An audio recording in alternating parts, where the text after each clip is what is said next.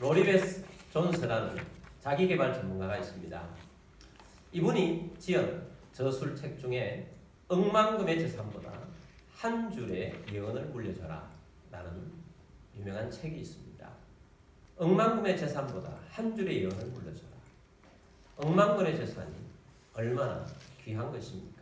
근데 그것보다 한 줄의 예언이 자녀들의 인생을 바꾸고 변화시키고 행복하게 하는데 더 중요하고 더 귀하다, 이런 말씀인 것입니다. 억만금의 재산을 물려줄 수 있는 사람도 많지 않습니다. 물려줄 수 있으면 얼마나 좋겠습니까?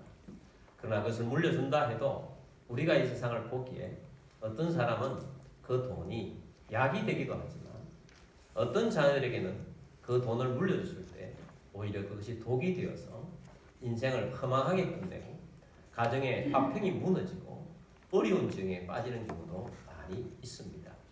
그러나 틀림없는 미래가 펼쳐지는 것이 있는데 바로 하나님의 말씀을 물려주는 것입니다. 하나님의 말씀은 틀림없습니다. 하나님께서 이 세상에 어떤 사람을 지명하시고 그 사람에게 복을 주실 때에는 반드시 먼저 말씀으로 오십니다. 아브라함이 그랬습니다. 하나님이 아브라함에게 말씀을 주셨습니다. 내가 지시할 땅으로 가라. 내가 땅도 주고 자손도 주고 네 자손을 번성하게 해줄 것이고 너를 축복하는 자는 복을 주고 너를 저주하는 자는 저주를 줄 것이며 너는 온 세상에 복의 근원이 될 것이다. 하나님 먼저 말씀으로 오셨습니다. 그리고 오늘날 우리가 알고 있는 아브라함은 이 말씀대로 하나님의 말씀이 예언이 되어서 아브라함은 또 그 가문 복된 가문이 되게 된 것입니다. 그러므로 하나님의 말씀이 얼마나 귀중한가 하는 것을 우리가 깨닫고 하나님 말씀 받는 것을 귀중하게 여기고 그 안에 살아가는 우리들이 되기를 원합니다. 한 줄의 예언, 한 줄의 말씀이 그만큼 위대하다면 두 줄은 안 되고 세 줄은 안 됩니까?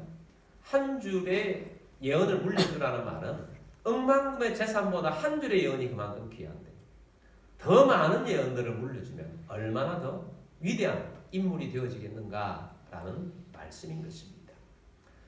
우리가 이런 하나님의 말씀을 받는 데에는 하나님으로부터 직접 받아서 말씀을 듣는 경우도 있지만 또 사람으로부터 예언의 말씀을 듣기도 합니다. 교회에서는 목사님으로부터 말씀을 듣습니다.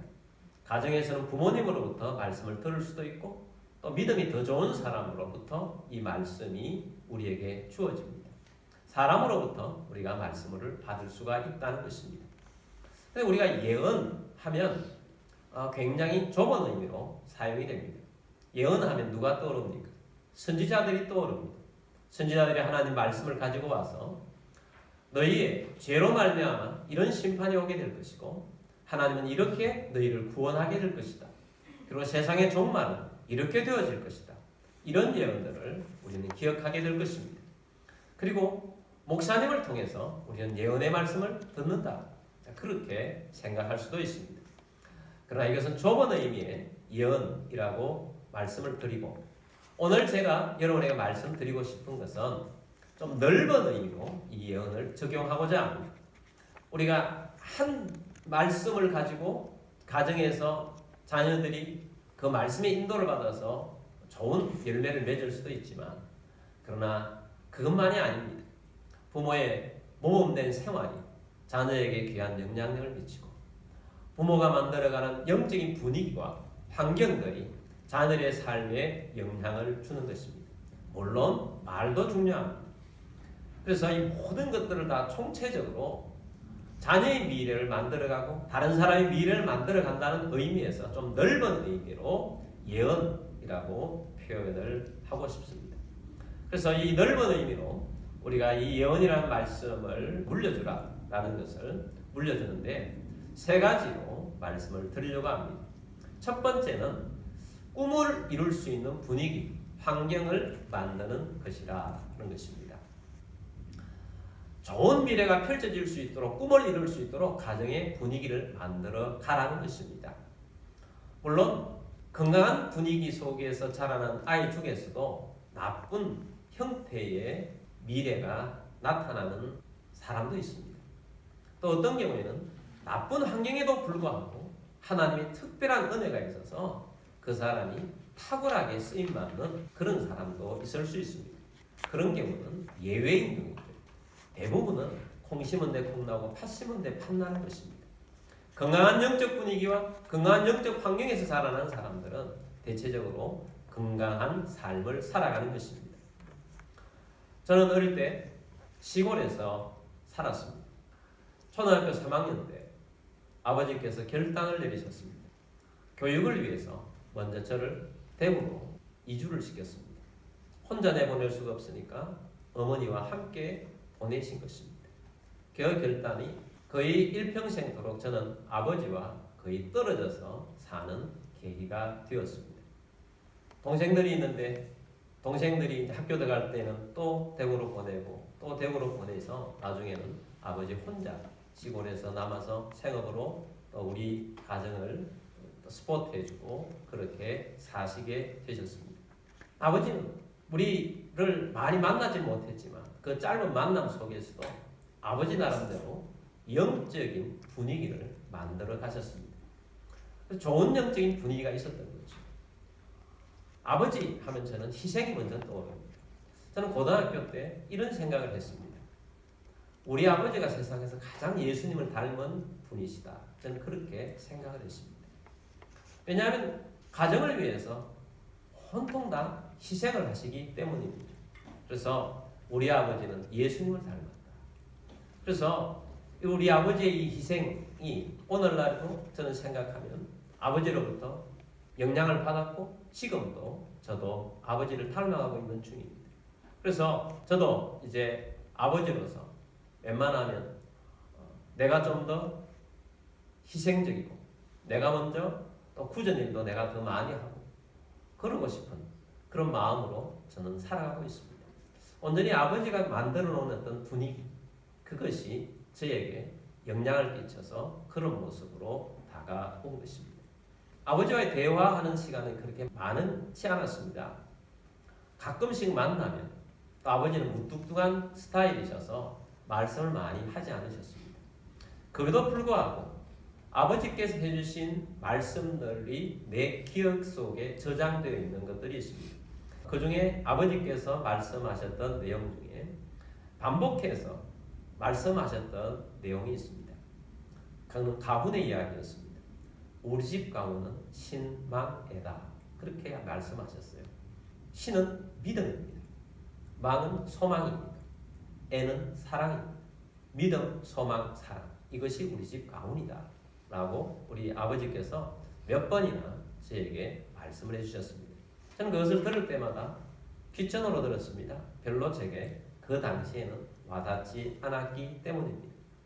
그러나 저도 성장을 하고 믿음이 깊어지고 믿음 생활을 하게 되고 목회를 하고 이렇게 해보니까 믿음의 기초 가장 기본적인 가장 중요한 것이 믿음과 소망과 사랑이구나 하는 것을 더 깊이 깨달아가고 있는 것입니다.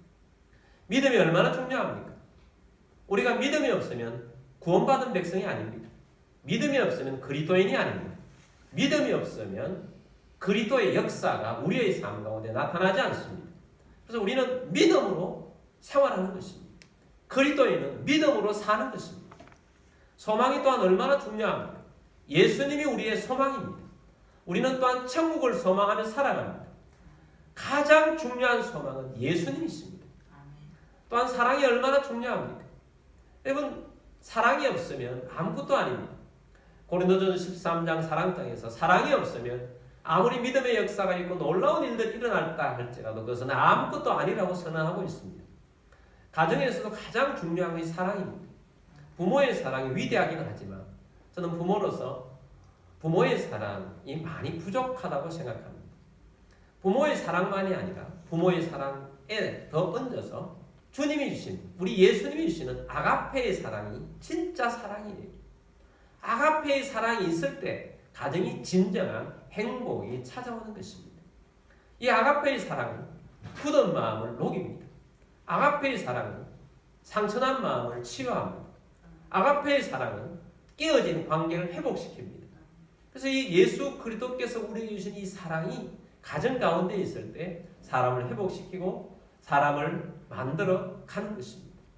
그런 면에 있어서 우리는 이 사랑으로 살아가는 것입니다. 그래서 우리 아버지께서 저에게 해주셨던 몇 마디 말씀들이 내 속에 남아있고 그러한 영적인 분위기와 영적인 말씀들이 나를 만들어가고 오늘날 저를 변화시키고 있고 지금도 변화하고 있는 중이다 하는 것입니다. 그러므로 여러분 우리가 가정의 영적 분위기, 가정의 영적인 환경 이러한 것들을 말씀으로 만들어가고 주님이 주인 되신 가정으로 만들어가는 것이 매우 중요하다는 사실을 깨닫고 그렇게 살게 되기를 바랍니다. 건강하지 못한 가정, 자녀들이 자라면서 많은 상처를 안고 자라고 많은 아픔을 가지고 자라고 그러다 보면 삐뚤어지는 그런 경우들이 많이 있다는 것을 발견합니다. 그러나 건강한 가정에서 건강한 자녀들의 미래가 펼쳐진다는 것을 우리가 알고 지금이라도 우리가 하나님 말씀 가운데서 건강한 영적 분위기, 건강한 영적 환경이 자녀의 미래를 만들어가는 예언이다 이렇게 생각하시고 건강한 가정의 분위기를 만들어가는데 열심을 다하면서 말씀을 받고 말씀으로 살고 기도하면서 살아가는 여러분들이 다 되시기를 주님의 이름으로 축복합니다. 두 번째는 말을 통한 예언입니다. 저는 매년 한 번씩은 꼭 우리 성도들에게 예언을 해주려고 노력하고 있습니다. 매년 첫째 주에 제가 예언을 해주려고 하고 있습니다.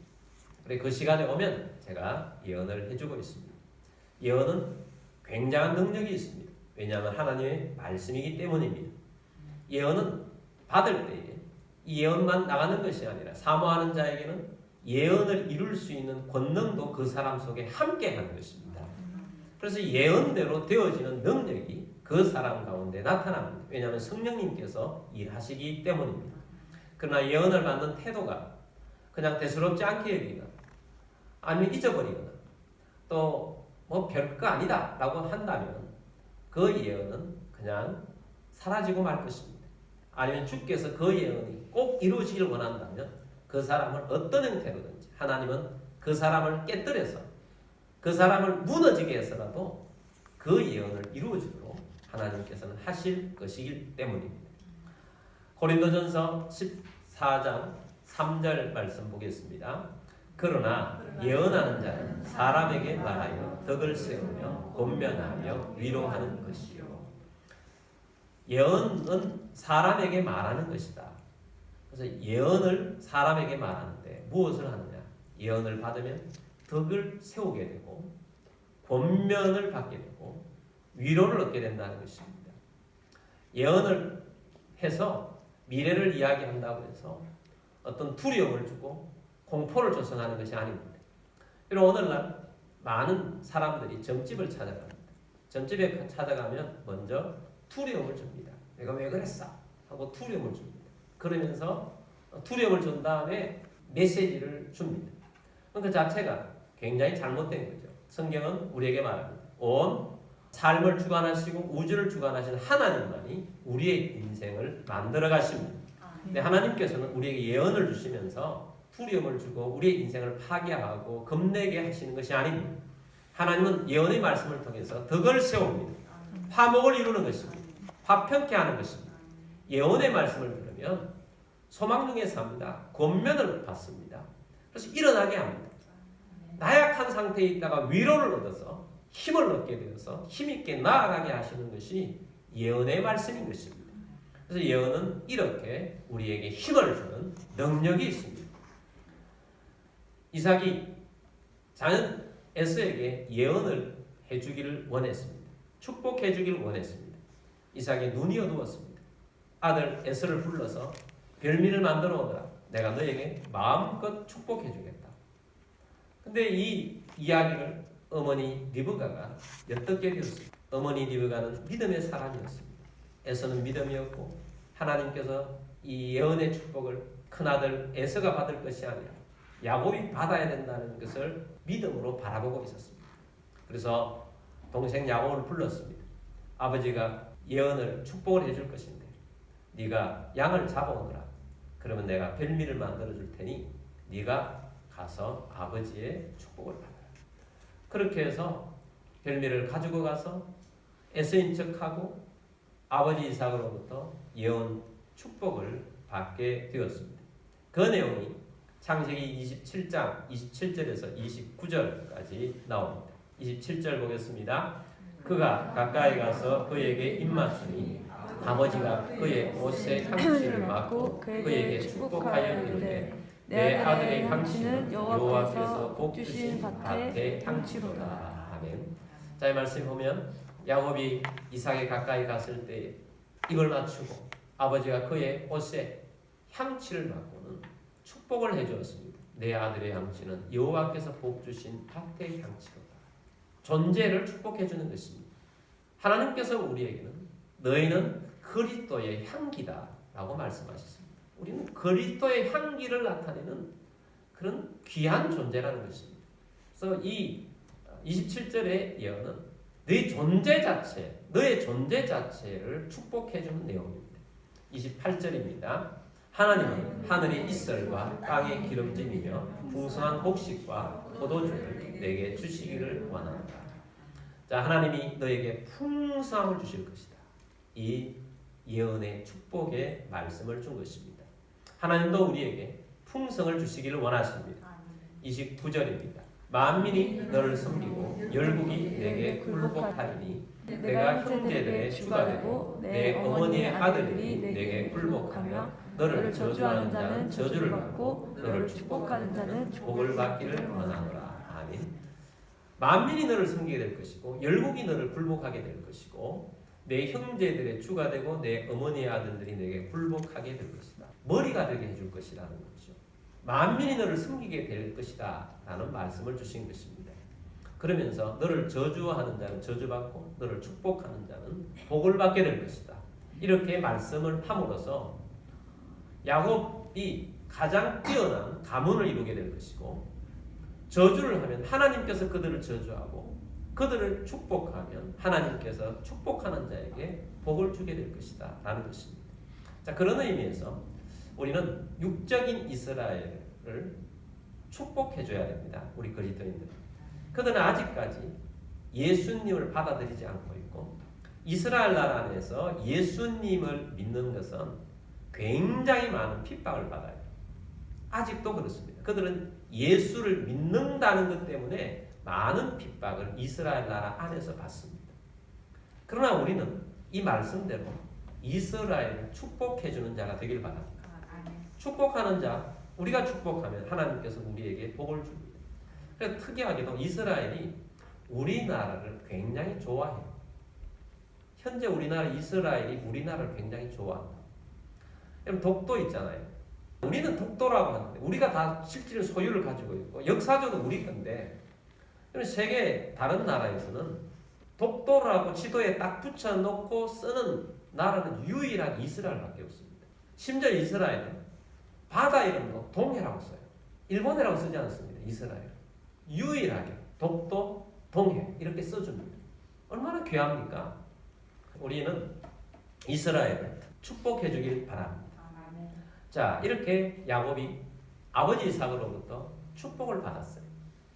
축복을 받은 결과 야곱이 언약의 계성을 이룹니다. 아브라함의 하나님, 이삭의 하나님, 야곱의 하나님. 언약의 계성자가 됩니다. 야곱이 복을 받습니다. 12아들을 통해서 번성을 이룹니다. 12명의 아들들이 있다는 것은 가지가 많은 나무가 바람 잘 날 없다는 말이 있듯이 참 많은 아픔이 있었어요. 그래도 불구하고 12명 모두가 다 12족장이 됩니다. 지파장이 되는 것입니다. 하나님께서 야곱을 통해서 그 가문을 복되게 하셨습니다. 그리고 하나님께서 이 야곱의 가문을 통해서 온 세계에 천하 만민에게 복이 되게 하는 가문이 되게 한 것입니다. 이렇게 예언을 받고 축복을 받는 것은 매우 중요한 일이라는 것입니다. 그러나 여러분도 예언을 해주는 자가 되기를 바랍니다. 가정에서 예언자가 되기를 바랍니다. 근데 이런 생각을 가질 수 있습니다. 저는 목사님처럼 야곱처럼 이삭처럼 탁월한 예언가가 될 수는 없잖아요. 맞습니다. 여러분들이 어떻게 탁월한 예언가가 될 수 있겠습니까? 그러나 진짜 중요한 예언이 있잖아요. 하나님 말씀이 예언입니다. 성경은 언제나 하나님 말씀이 예언이라고 말합니다. 하나님 말씀하신 것이 그대로 이루어지기 때문에 예언이라고 말하는 것입니다. 여러분의 가정이 대화하는 분위기라면 자녀가 어려움을 부모에게 솔직하게 이야기할 것입니다. 아니면 믿음이 약한 자가 믿음이 있는 자에게 솔직하게 이야기할 것입니다. 아픔과 괴로움을 이야기하게 될 것입니다. 그때 어떻게 해야 하겠습니까? 하나님 말씀으로 예언해 주십시오. 하나님께서 구하라 그리하면 주실 것이라고 하셨는데 구해라 나도 함께 기도하겠다. 그럼 반드시 하나님께서 그 문제를 해결해 줄 것이다. 그렇게 믿음으로 선언해 주는 것이 예언이라고 해요. 그러면 기도하고 하나님 앞에 있을 때 하나님 반드시 그것을 해결해 주실 것입니다. 여러분 주변에 있는 사람들에게도 마찬가지입니다. 어떤 사람이 힘들어하고 어려워하는 사람이 있어요. 하나님께서 내 기도를 들어주시는데 내가 기도할 테니까 너도 틈틈이 하나님을 잘 알지 못하지만 기도해라. 하나님 구하라고 하셨는데 들어주실 것이다. 너에게 좋은 일이 일어날 것이다. 아무것도 염려하지 말라. 모든 일을 기도와 간구하라고 했는데 염려하지 말자. 기도하고 간구하자. 두려워하지 말라. 내가 너와 함께합니다. 우리 두려워하지 말자. 하나님 우리와 함께 하신다. 하나님 우리 가정과 함께 하신다. 그러면 하나님이 함께 하셔서 우리의 평생에 하나님이 인도하여 주신다고 약속하셨으니 반드시 하나님이 너를 좋은 것으로 인도하실 것이다. 이게 예언이에요. 그러면 그런 일들이 일어나게 될 것입니다. 그럼 오늘부터 이런 믿음을 가지시고 예언적인 믿음의 말씀을 가지고 선포해주는 하나님의 사람으로 살아갑시다. 한 줄의 예언이 능력이 있고 권능이 나타나고 놀라운 역사가 일어나게 해 주실 것입니다. 그러므로 말로 예언의 말씀을 전해주는 여러분들이 되기를 주의 이름으로 축복합니다. 세 번째는 이름, 별명, 장점을 말함으로 예언이 되게 하자는 것입니다. 우리 사람의 이름 참 중요하죠. 그 사람의 누구인지 정체성을 말해줍니다. 예전에는 사람들에게 좀 조롱을 받을 수 있는 그런 이름들을 지어준 것들이 있었는데 요즘은 대부분의 부모들이 좋은 마음으로 이런 아들이 되었으면 좋겠다. 이런 딸이 되었으면 좋겠다. 그런 마음으로 이름을 지어줍니다. 자, 그 이름이 그 사람의 인생이 되어줄 수, 부모의 바람대로 인생이 되어줄 수 있도록 그런 마음을 늘 상기시키면서 또 부르는 부모의 입장에서 부르는 사람의 입장에서 상기하면서 이름을 불러주자는 것입니다. 그런 면에서 이름은 굉장히 중요합니다. 이름대로 되어지는 그 사람 굉장히 좋은 사람이 되는 것입니다. 잘 되는 사람이 되는 것입니다. 근데 이런 경우 있습니다. 이름이 중요하다고 해서 장명소에 가서 이름을 짓는 것, 그것은 안 되는 일입니다. 대부분의 장명소는 사주팔자를 보고 이름을 짓습니다. 귀신이 역사하는 것입니다. 혹 사주팔자를 통해서 장명소에서 이름을 지었다고 하면 여러분 예수님 앞에 회개하시길 바랍니다. 회개하시고 그 다음에 그 이름을 지은 대상, 자녀면 자녀, 또 자기면 자기 이름을 지은 대상을 놓고 보호 기도를 해줘야 합니다. 왜냐하면 사탄이 그걸 통해서 역사하고 있기 때문에 보호 기도를 해줍니다. 이렇게 하십시오. 주님, 제가 잘 몰랐을 때 장명소에서 이름을 지었습니다. 회개합니다. 예수 그리스도 앞으로 나아 회개합니다. 그리고 주님 보호해 주시기를 기도합니다. 예수 이름으로 명령하노니 악한 사탄은 이 이름 때문에 우리의 자녀에게서 역사하지 말 것을 선언하며 떠나갈지어다. 그리스도의 보혈로 우리 자녀들을 덮습니다. 그렇게 하고 하나님으로부터 우리는 보호를 받습니다. 그렇게 믿으십시오. 믿으면 그대로 되어질 것입니다. 그렇다고 해서 장명소 이름 지었기 때문에 이름을 바꿔야 되겠다. 그럴 필요는 없습니다. 하나님께서는 그 이름을 그대로 사용하실 것입니다. 그 이름의 내용, 그 이름의 해석 이러한 것들을 하나님께서 바꾸어서 하나님은 변화시켜 주실 것입니다. 하나님은 그런 분이세요. 내용을 바꾸어 주시는 분이세요. 하나님의 존재를 우리나라가 담을 수 있는 단어가 없었어요. 처음에 복음이 들어왔을 때 하나님을 뭐라고 할까? 그래서 그 당시에 영적 존재로 흔히 사용할 수 있는 단어인 신이라는 이름을 붙였어요. 신은 한문으로 귀신신 아닙니까? 근데 하나님은 신이시다 라고 했을 때 우리는 오늘날 하나님은 귀신이다 이렇게 생각하는 사람 아무도 없습니다. 왜냐하면 하나님이라는 내용 자체가 하나님은 귀신이 아니고 하나님은 온 우주를 지으시고 온 우주를 진행하시고 우리의 주가 되시며 하나님은 유일하신 하나님이시다. 이런 단어를 그 신 안에 포함시킨 거예요. 그래서 우리는 하나님은 신이라고 했을 때 그런 의미가 떠오르는 것이지 하나님은 귀신이라는 그런 것은 조금도 없는 것입니다. 하나님은 내용을 완전히 바꿔버리는 거죠. 오늘 우리들도 마찬가지입니다. 우리의 삶도 마찬가지 아닙니까? 어떤 사람을 봤을 때 그 사람의 이미지가 저 사람 나쁜 사람. 나쁜 사람은 그 사람의 행동 자체가 나쁘기 때문에 나쁜 사람의 이미지예요. 그 사람이 변했어. 그러면 그 사람의 이미지도 함께 변하는 것입니다. 이름도 마찬가지예요. 하나님께서 바꿔주시면 그런 이미지로 그런 능력으로 하나님께서 나타나게 해 주실 것입니다. 그러므로 이름이 예언이 되도록 하나님이 인도하실 것입니다. 또한 장점으로 붙이는 별명입니다. 어떤 사람이 이런 간증을 했어요. 자기가 4명의 형제가 있습니다. 언니가 있는데 언니는 엄마가 늘 이쁘다고 이쁜이라고 불렀고 자기는 좀 똑똑하다고 해서 영리하다, 영리하네 이렇게 늘 불렀다고 합니다. 그리고 오빠는 집안에 대들보처럼 여겨져서 너는 우리 집 대들보야, 대들보야 그렇게 불렀다고 합니다. 그리고 남동생은 운동을 아주 잘해서 만능 스포츠맨 그렇게 불렀다고 합니다. 근데 그렇게 불렀더니 실제로 자기는 공부가 하는 것이 너무 좋고 그래서 늘 학업에 일중하고 좋은 대학에 들어가고 그리고 공부를 통해서 사회생활을 하는 그런 곳에서 하는데 그게 너무 행복하다는 거예요. 근데 언니는 늘 예쁜이라고 불렀는데 늘 미모에 신경을 쓰고 화장을 하지 않거나 머리 흐트러진 채로 외출하면 적은 없고 늘 몸매 관리도 잘하고 예쁜 모습으로 살아간다는 것입니다. 그리고 오빠는 집안의 가업을 함께 머물러 받아서 집안에 농장 일을 하는데 사업도 농장 사업을 하면서 어머니와 함께 일하는 그런 오빠였고 남동생은 운동을 잘하는데 미식축구도 하고 야구도 잘하고 그래서 그런 쪽으로 하다가 리틀 야구 코치로 생활을 하고 있다는 것입니다. 뭘 말합니까? 어머니가 그렇게 불렀을 때는 그 어머니가 자녀의 장점을 보고 늘 그렇게 불러줬기 때문에 그 불러준 대로 미래가 되어지는 것을 보게 되었다 하는 것입니다. 성경에 보면 머리가 되지언정 꼬리가 되지 않게 하겠다 이런 말씀이 있어요. 그래서 그것을 받고 어떤 어머니가 자녀를 놓고 너는 늘 머리가 될 것이다. 하나님 말씀대로 머리가 될 것이다. 이렇게 말을 했는데 이 자녀가 커서 큰 사업을 일으켜서 늘 머리로서 삶을 사는 삶이 되었다.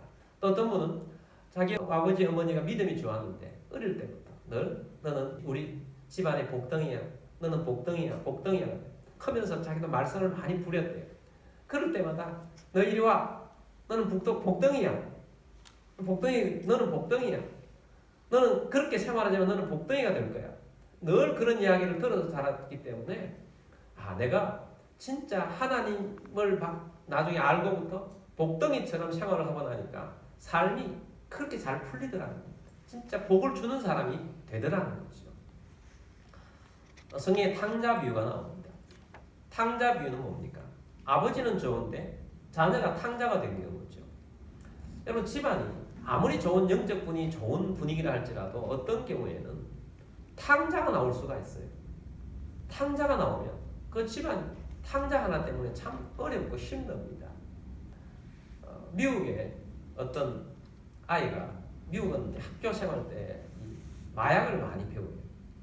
근데 이 마약을 끊어야 되는데 이 아이는 마약을 끊지 못하고 15년 동안 마약 하다가 마약 중독자가 되고 그 안에 깊숙이 들어가서 마약 팔기도 하고 그러다가 감옥에 들어가게 된 것입니다. 모든 사람들이 다 손가락질합니다. 마약쟁이. 인생 끝났어. 마약 때문에 인생 끝나서 다 손가락질 하는데 그 어머니만 하나님 앞에 기도하면서 면회 갈 때마다 이렇게 이야기해 줍니다. 얘야, 너는 참 귀한 존재다. 너는 이렇게 인생이 끝날 인생이 아니다. 너의 인생을 하나님께서 좋은 인생으로 바꾸어 주실 것이고 너는 틀림없이 다른 사람을 변화시키는 일을 하게 될 것이다. 그렇게 늘 이야기를 해주는 거예요. 그랬더니 이 아이에게 변화가 일어났어요. 이 변화가 되고 나니까 자기의 경험을 통해서 많은 잘못된 길을 걸어가는 청소년을 변화시키는 일에 헌신하는 사람이 되었고, 그리고 교도소에 들어가서 하나님 말씀으로 교도소에 있는 사람을 변화시키는 그런 사역자의 길을 걸어가게 되었다는 것입니다. 자녀가 아무리 힘들게 하고 어렵게 한다 할지라도 미래를 잘못되게 전망하고 너 그렇게 하다가 너 망해 이런 이야기를 절대 하지 않는 것입니다. 하나님께서 너의 인생을 쓰실 것이다. 너는 하나님의 사람으로 사용되게 될 것이다. 그렇게 이야기를 해줬더니 그 말씀이 예언이 되어서 그런 길을 걸어가게 되었다는 것입니다. 저희 어머니는 어릴 때부터 우리는 삼형제인데 하나는 목사시키고 하나는 의사시키고 하나는 약사시킨다고 늘 입버릇처럼 이야기를 하셨어요. 첫째는 하나님께 바쳐야 된다. 너는 목사 되어야 된다. 이야기할 때는 전 너무 싫었어요. 어릴 때. 너무너무 싫었어요. 오죽 싫었으면 제가 사실은 문과를 좋아하는데 목사 안 되려고 이과 간 사람. 그래도 목사가 됐죠. 어머니가 그렇게 했기 때문에 안 그래도 뭐 나중에 어떻게 하든 목사가 됐겠지만 일찍 목사가 된 거죠. 그리고 알다시피 둘째는 한의사가 되었고 셋째는 약사가 된 거예요. 어머니의 말대로 예언이 되어서 그렇게 된 것입니다. 자, 이렇게 우리가 평소에 말하는 것, 이름을 또 장점을 붙여주고 별명을 붙여주고 이러한 것들이 미래가 되어지도록 되는 것이 예언적인 것이라는 것입니다. 그러나 여러분, 오늘 우리들의 삶 가운데에서 이 예언적인 삶을 살아가는 우리들이 되기를 바랍니다. 가족 안에서도 얼마든지 그럴 수 있습니다. 그런데 이런 경우도 있죠. 부모가 믿음이 약하고 믿음이 없어요. 그럼 믿음이 먼저 있는 사람이 그런 영적 분위기를 만들어 가십시오. 우리 가정은 하나님이 택한 가정입니다. 그렇게 자꾸 이야기를 해주세요. 하나님이 우리 가정을 복 주실 거예요. 믿음이 없는 가족도 믿음의 사람이 될 겁니다. 정말 하나님이 기뻐하시는 우리 가정이 될 겁니다. 이야기를 해주세요. 또 친구들 중에도 얼마든지 우리가 예언적인 선포를 해줄 수 있습니다. 하나님이 너를 택하고 있어. 너는 하나님이 잘 되게 하실 거야. 하나님이 너를 복 주실 거야. 계속 그렇게 선언해 주십시오. 그러면 친구가 하나님의 사람이 되고 복된 사람이 되어지게 될 것입니다. 여러분, 오늘 말씀처럼 한 줄의 예언을 물려주는 귀한 백성이 되기를 바랍니다. 한 줄만이 아니라 많은 예언을 물려주는 하나님 백성 되기를 바랍니다. 그럼 하나님 말씀이 왕성하게 일어나서 하나님의 나라를 이루어가고 주의 뜻이 이루어지는 놀라운 역사가 여러분의 가문 안에 일어날 줄 믿습니다. 자, 우리 함께 기도드리겠습니다.